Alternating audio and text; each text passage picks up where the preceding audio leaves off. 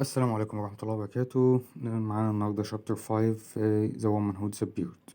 طبعا وقفنا في شابتر 4 لحد ما سامويل راح عشان يفتش في شقة إلين جارفيلد، يدور عليها أو يدور على أي حاجة تدل على اختفائها أو تدله على مكانها. وطبعا لقى كل حاجة مرتبة ومفيش هدوم في الدولاب قد كده، كل حاجة في المطبخ والحمام والصالة كل حاجة نظيفة. يعني استنتج من الكلام ده كله إن إلين ما اتخطفتش ولا حاجة، هي اللي اختفت بمزاجها.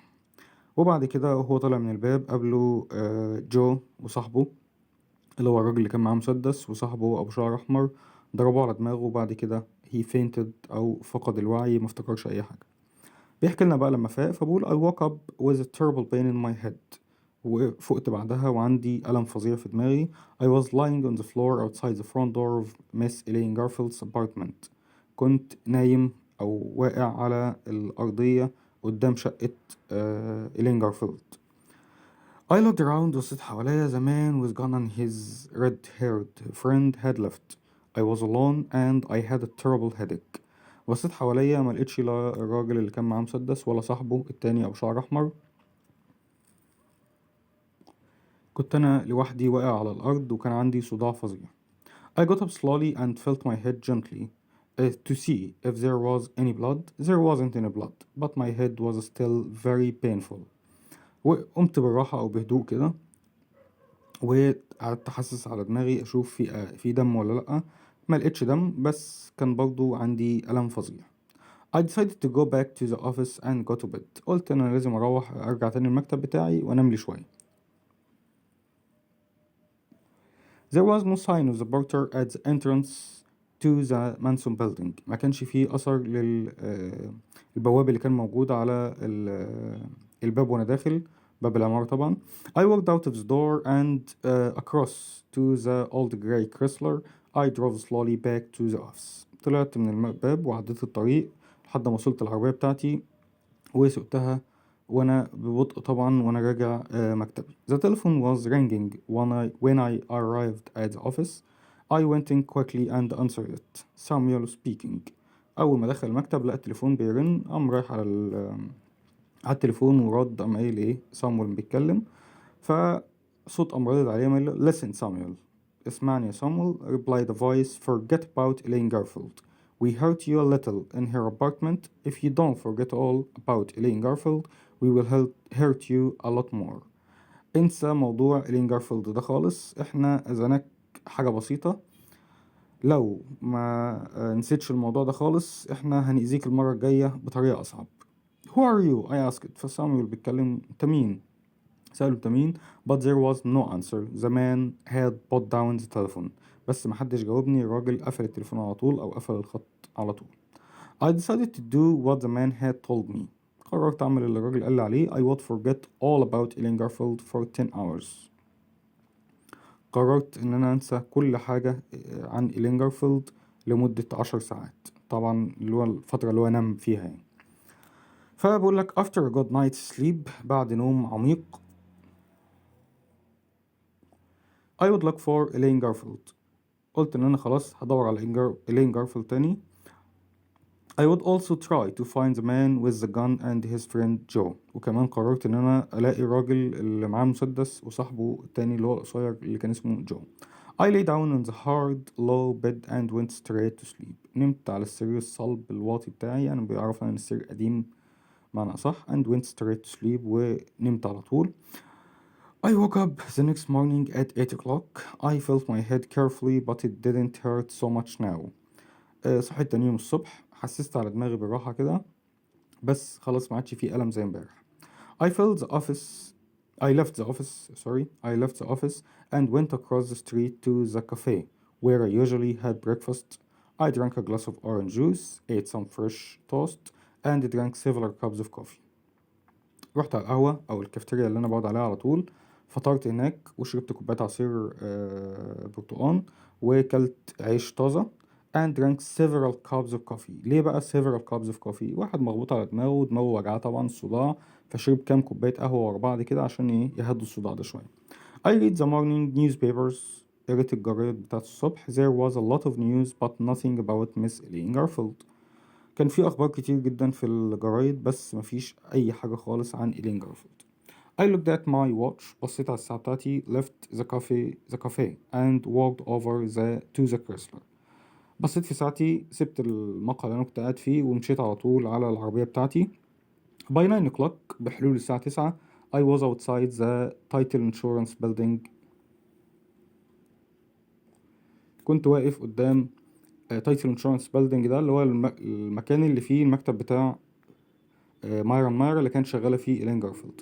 at 3 minutes past 9 الساعة 9 و3 دقايق بالظبط I was standing outside the door of Myron Meyer attorneys. كنت واقف قدام مكتب مايرون ماير. at 20 past 9 الساعة 9 وتلت I was still standing outside the door. كنت لسه واقف قدام الباب. nobody had arrived yet to work. ما كانش حد لسه وصل الشغل. at 9:30 الساعة 9 ونص the first secretary arrived and at 18 minutes to 10 I was sitting in Mr. Meyer's office. الساعة 9 ونص أول سكرتيرة وصلت والساعة 10 معلش 10 ل 18 دقيقة بالظبط I was sitting in Mr. Meyer's office. كنت قاعد في مكتب مستر ماير. Well, Mr. Meyer, I said, my name is Samuel and I'm a private detective. فقال له يا مستر ماير أنا اسمي سامويل وأنا شغال محقق خاص. I'm pleased to meet you, Mr. Meyer said politely. فبقول له مبسوط إن أنا قابلتك أو سعيد بمقابلتك. He was about 55 years old. كان عنده تقريبا حوالي 55 سنة. with a gray suit, gray hair and a gray face. كان وشه رمادي وبدلته رمادي وشعره رمادي. Does Miss Elaine Garfield work here? I asked. فبقول له هي Miss Elaine Garfield بتشتغل هنا؟ قال لي she does. بتشتغل معانا. Mr. Meyer said, but she hasn't been to work since last Monday. Why do you want to see Elaine? قال له أيوة هي شغالة معانا بس ما جاتش من يوم الاثنين اللي فات. أنت ليه عايز تشوفها؟ رد عليه سامويل قال له her sister has asked me to help find her. أختها طلبت مني إن أنا أساعدها في إن احنا نلاقيها. Can you think of anything Elaine said or did which could explain her disappearance? ممكن تفكر أو في أي حاجة تعتقد إن هي تكون سبب في اختفائها ده؟ Mr. Meyer scratched his head. هرش في دماغه كده قال له no. He said, I'm afraid I can't help you. مش قادر أساعدك معلش. Who did Elaine work with? I asked. فسامويل قام سأله وقام قايل له إيلين كانت شغالة مع مين؟ فقال له Mr. Meyer looked at me فقام باصص لي كده. Who do you say? Why do you say? Who did Elaine work with? And not who does Elaine work with. انت ليه قلت who did مش who does؟ ليه قلت كانت شغالة مع مين مش هي شغالة مع مين؟ Elaine is not dead is she؟ Elaine مش ميتة مش كده؟ I looked straight back at Mr. Meyer فبصيت له كده. I don't know if Elaine is dead or not. I said. قلت له مش عارف هي ميتة ولا لأ. Would you be very sad if she was dead؟ انت هتزعل قوي كده لو هي ماتت؟ قال له yes of course I would be sad. Mr. Meyer replied angrily. قال له أكيد طبعا هزعل. وقام باصص له بغضب كده. Are you trying to suggest that I know where Elaine is؟ هل انت فاكر ان انا عارف مكانها ولا حاجة؟ فصامويل بولاي smiled. ابتسمت. Now don't get excited Mr. Meyer. I said. Can you tell me the name of anyone who works with Elaine؟ طيب خلاص ما تتحمسش قوي كده يعني. طيب ممكن تقول لي اسم اي حد من اللي كان شغال معاهم. anyone who shares a desk with her or works in the same room. اي حد قاعد معاها نفس المكتب او قاعد معاها في نفس الأوضة. قال له yes. Mr. Meyer said that's easy. Elaine shares a room with Susie Graham. قال له أيوة إيلين شغالة في نفس الأوضة مع واحدة اسمها سوزي جراهام. I got up فقمت قايم. Thank you very much Mr. Meyer. I said where's Susie Graham's office please؟ طيب بعد إذنك بقى فين مكتب سوزي جراهام ده؟ قال له it's along the corridor في آخر الممر. said Mr. Meyer the third door on the left. تالت باب على إيدك الشمال. I thanked Mr. Meyer again and I walked to the door. شكرته تاني ومشيت على طول على الباب طالع من المكتب يعني. Oh Mr. Samuel. قال له Mr. Samuel I'm sorry that I got angry but you understand that I don't want. فبقول له أنا آسف إن أنا ضايقت بس أنت عارف إن أنا مش عايز. فقال yes I understand. I interrupted. You don't want dirty private. قال له أيوة عارف من غير ما تكمل. أنا مش عايزك تخش في مشاكل يعني. You don't want dirty private detectives in your nice clean office. أنت مش عايز محقق خاص قذر زي يبقى موجود في مكتبك الجميل اللطيف ده. I walked out of Mr. Meyer's office and banged the door behind me. فطلعت المكتب وهبت الباب ورايا أو خبطت الباب جامد أوي ورايا. I walked slowly down the corridor and knocked on the third door on the left. مشيت في الممر اللي هو قال لي عليه وخبطت على تالت باب على ايدي الشمال. قالت له come in said a voice, so I went into the room. فدخلت الأوضة. Are you Susie Graham؟ فأول ما دخل سأل سوزي فقال لها أنتي سوزي؟ قالت له yes said the girl sitting at the desk I'm Susie.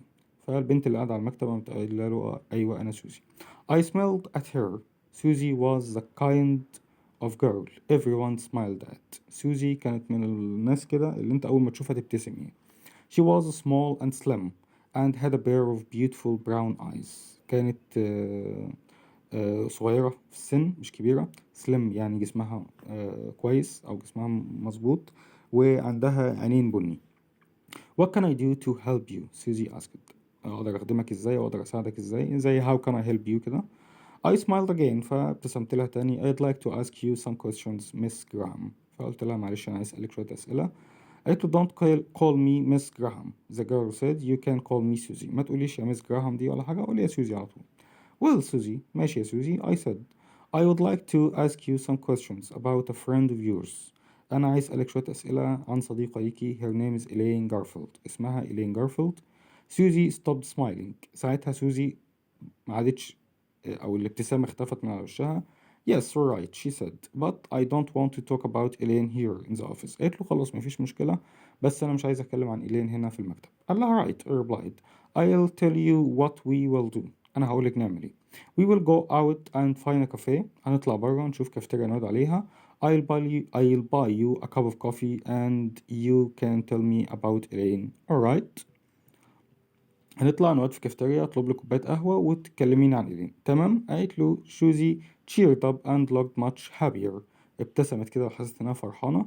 I'd like to have a cup of coffee she said but Mr. Meyer might get angry if I leave the office. قالت له انا نفسي اشرب كوبايه قهوه بس مستر ماير هيتضايق لو انا طلعت من المكتب. Don't worry about Mr. Meyer I said with a big smile. Mr. Meyer and I are great friends. قال لها ما تقلقيش خالص من مستر ماير انا هو اصحاب مقربين جدا يعني. وهنا يكون خلص شابتر 5 وانتظرونا ان شاء الله في شابتر 6 قريب جدا. والسلام عليكم ورحمة الله وبركاته.